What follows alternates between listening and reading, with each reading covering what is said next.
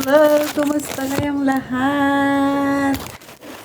Kamusta ang bagyo sa inyong lugar, mga kapatid, mga idol, mga ka-FB?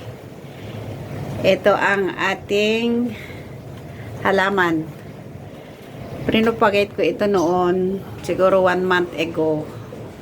Ngayon ko maalalang tingnan kung ano na ang resulta. Ito. Tingnan natin kung ano ang nangyari sa ating pinutol na halaman at binabad sa tubig.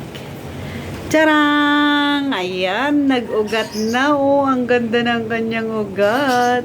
So, ito mga idol, pwede nang itanim ng isahan para maganda siya tingnan. Ganyan.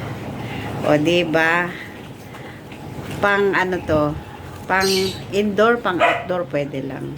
Pero mas maganda kung pang indoor, lalo na yung mga magaganda ang bahay. Ayan, oh, ang ganda. Oh. Diba, mga idol?